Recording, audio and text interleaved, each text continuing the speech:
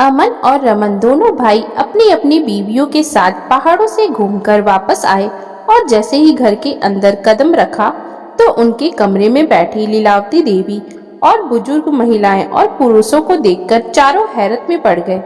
सामने बैठी लीलावती देवी बेटों और बहुओं को देखकर मुस्कुराने लगी। बड़ा बेटा अमन गुस्से में लीलावती जी पर चिल्लाते हुए बोला, माँ ये सब क्या है? एक सप्ताह के लिए हम घर से क्या चले गए? आपने तो घर को कबाड़ खाना ही बनाकर रख दिया। ये घर है, कोई धर्मशाला नहीं। आपने इतने सारे लोगों को घर में क्यों घुसा रखा है? तभी छोटा बेटा रमन लीलावती देवी की तरफ टेढ़ी निगाह करते हुए बोला, माँ अब जल्दी से इन लोगों को यहाँ से विदा करो। हम लोग बहुत थक गए हैं, हमें जोरों से नींद आ रही है। लीलावती देवी मुस्कुराते हुए बोली, इतनी भी जल्दी क्या है बेटा? अब जो मैं तुम्हें दिखाने वाली हूँ उसे देखकर तो तुम्हारी रातों की नींद और दिन के चैन भी उड़ने वाले हैं। ये लो तुम्हारे लिए एक सुंदर सा तोहफा तैयार करवाया है मैंने। लीलावती जी बेटों के हाथ में लिफाफा थमाते हुए बोली। दोनों बहुएं आपस में व्यंग करने लगी। अरे आज ये गंवार बुढ़िया कौन सा कारनामा दिखाने वाली है?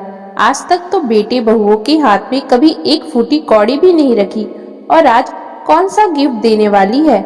बड़ी बहू छोटी बहू को आंखों ही आंखों में इशारा करते हुए बोली, अरे जिसने अपनी सारी जिंदगी गाय भैंस में घिस घिस कर बिता दी वह हमें क्या गिफ्ट देगी?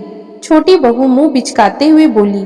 जब बेटों ने लिफाफा खोलकर देखा तो दोनों के होश गुम हो गए और वह अपनी माँ के मुंह को देखते रह गए। ऐसा क्या है इस लिफाफे में जो आप दोनों की जुबान चिपक गई?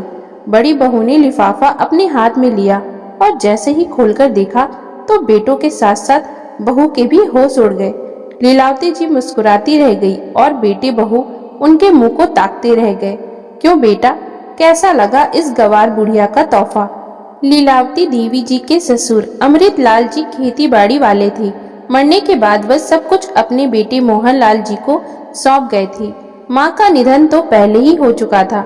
मोहन लाल जी अपने परिवार में सबसे बड़े थे, पढ़ाई लिखाई में भी बहुत तेज थे, लेकिन माता पिता के गुजर जाने के बाद 4 भाई बहनों का बोझ और घर की जिम्मेदारी, सारी खेती बाड़ी का काम मोहनलाल जी ने अकेले ही संभाल लिया।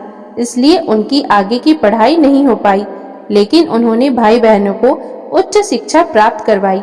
सारा भार मोहनलाल जी और लीलावती देवी पर था। मोहनलाल जी घर में अकेले कमाने वाले थे, इसलिए लीलावती जी ने मोहनलाल जी का साथ दिया। 3 बहनों को कभी भी माँ और बाप के प्यार की कमी नहीं होने दी। उन सबकी शादी ससुर के गुजर जाने के बाद लीलावती देवी और मोहनलाल जी ने ही की थी। लीलावती देवी ने अपनी जिम्मेदारियों को खूब अच्छे से निभाया। नंदों की शादी के बाद लीलावती देवी एक कुशल गृहिणी की तरह घर को अच्छे से संभाला। लीलावती देवी ने अपने पति के साथ मिलकर खेती बाड़ी के कामों में भी कंधे से कंधा मिलाकर खेतों में काम किया। लीलावती जी पढ़ी लिखी नहीं थी, लेकिन सुंदर बहुत ज्यादा थी। उन्होंने कभी भी अपनी सुंदरता का घमंड नहीं किया। लीलावती देवी ने अपनी नंदों को माँ से भी बढ़कर प्यार दिया। अपने 3 बच्चों की भी उन्होंने खूब अच्छे से परवरिश की। दोनों बेटे पढ़ लिख कर कामयाब हो गए और बेटी को पढ़ा लिखा कर उसके ससुराल विदा कर दिया। एक एक करके समय से दोनों बेटों की भी शादी करवा दी। घर में 2 बहू आ गई, लेकिन सुख एक का भी ना मिला। समय के साथ साथ लीलावती देवी और मोहनलाल जी भी बूढ़े होते जा रहे थे। बेटा और बहू घर में अपनी मनमानी करने लगे।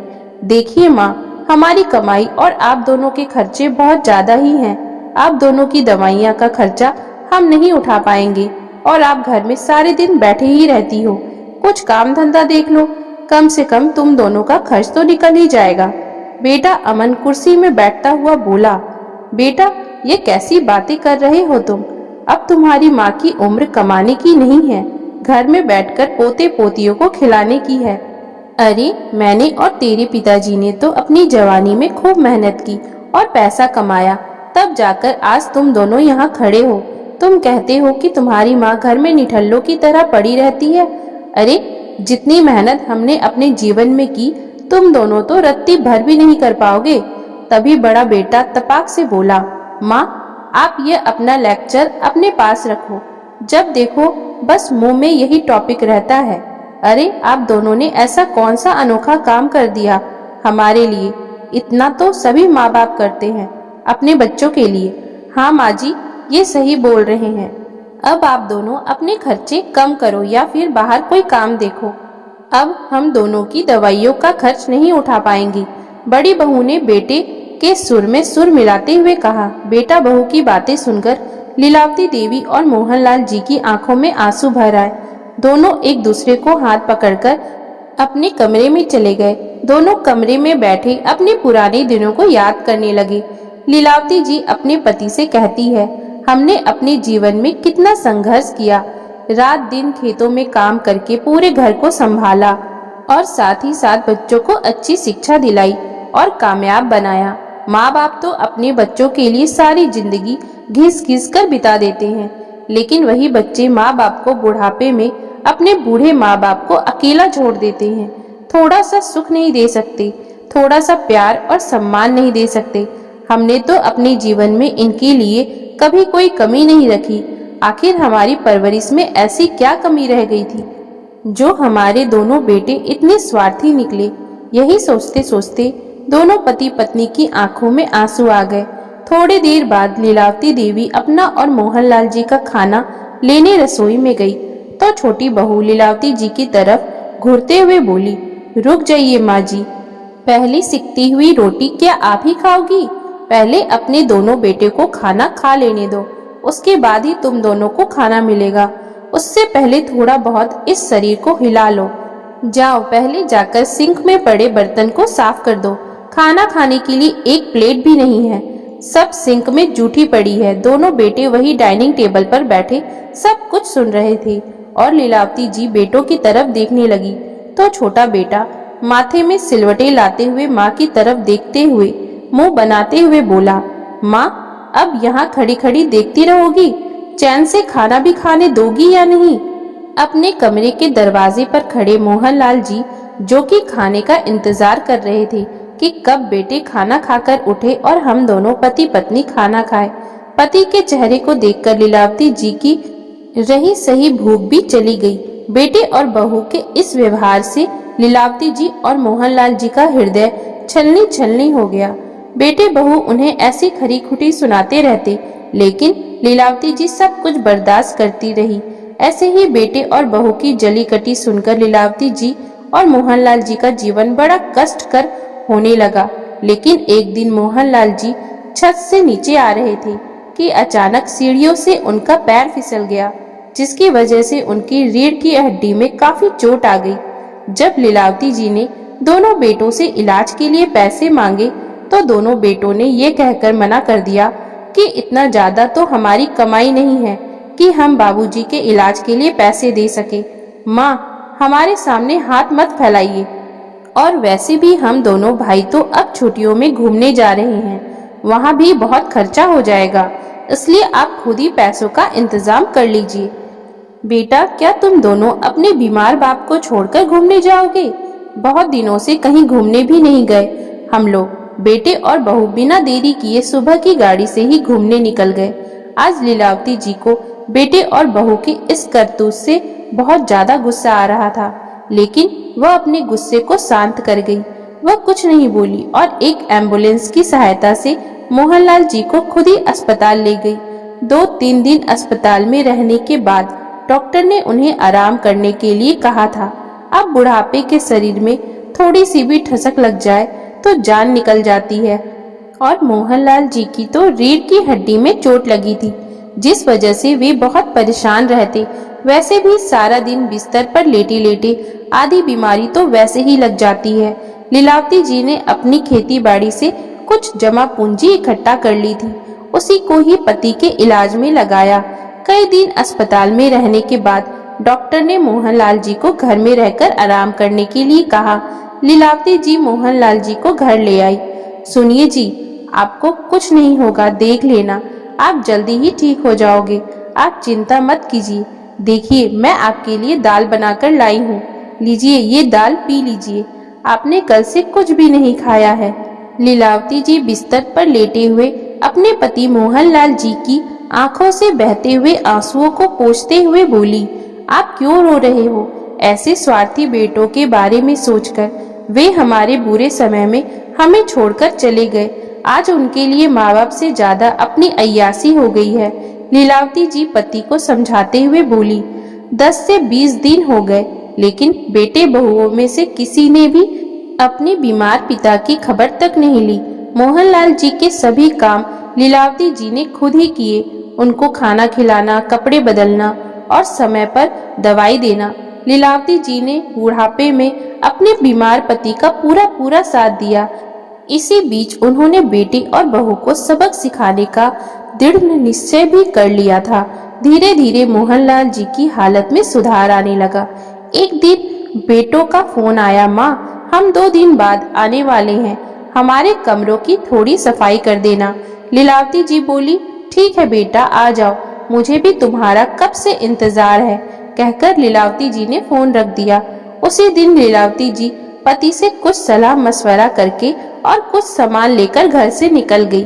2 दिन तक लीलावती देवी इसी काम में लगी रही। उन्होंने बेसहारा बुजुर्ग और महिलाओं को अपने घर में रहने के लिए जगह दी।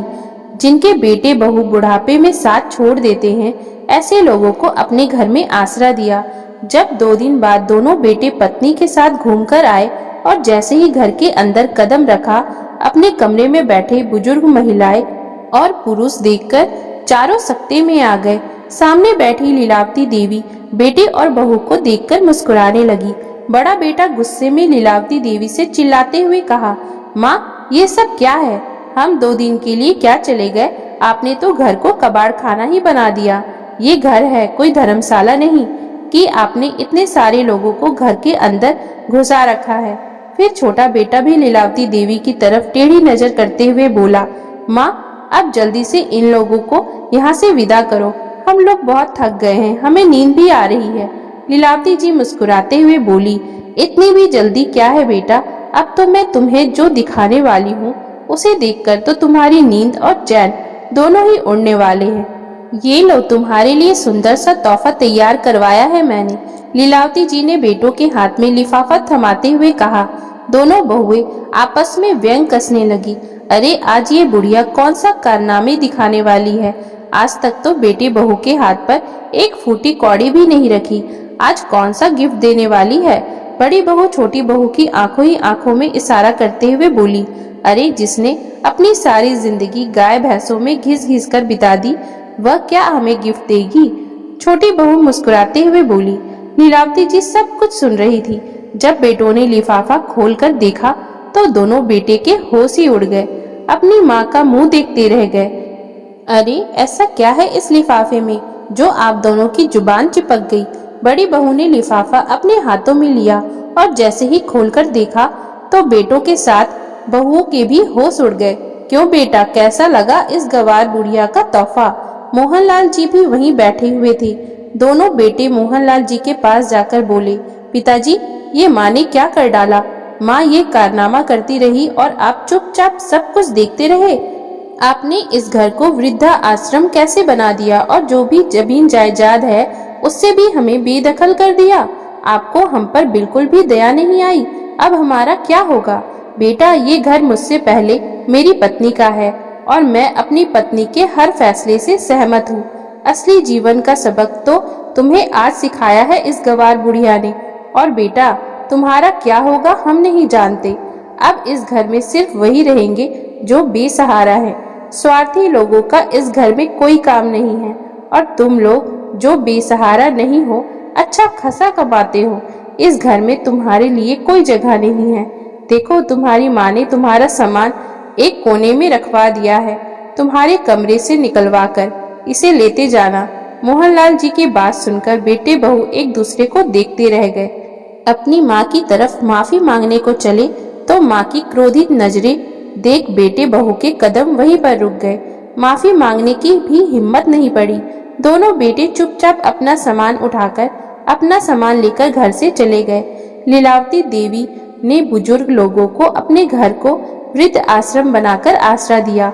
उन्होंने अपनी आधी जमीन अनाथ आश्रम को दान में दे दी, जिसमें एक मंदिर का निर्माण भी करवाया, और आधी जमीन बेचकर उन्होंने उन रुपयों की कई दुकान खरीदी जिनको किराए पर लगा दिया। दुकानों के किराए से ही लीलावती देवी अपना और वृद्ध आश्रम में रह रहे लोगों की जरूरतों को पूरा कर रही है। अपने पति और बुजुर्ग लोगों के साथ जिंदगी को हंसी खुशी जी रही है।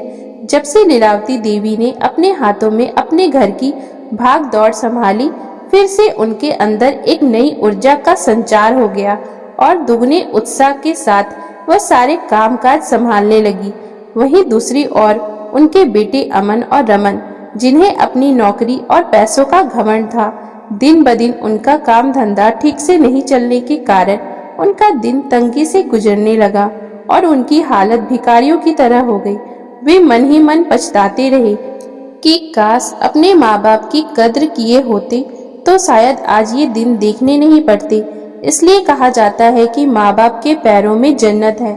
जिसने अपने माँ बाप की इज्जत किया, समझो उसके लिए स्वर्ग का दरवाजा खुल गया, वह सारे सुख का अधिकारी हो जाता है। इसलिए जितना बन पड़े अपने माता पिता की सेवा करते हुए उन्हें खुश रखने की कोशिश करनी चाहिए। तो दोस्तों, अगर आपको हमारी आज की ये कहानी अच्छी लगी हो तो कृपया आप हमारे चैनल को लाइक, शेयर और सब्सक्राइब जरूर कर लीजिए, जिससे हम आपके लिए और भी अच्छी अच्छी कहानियाँ लाते रहें। Thank you for watching.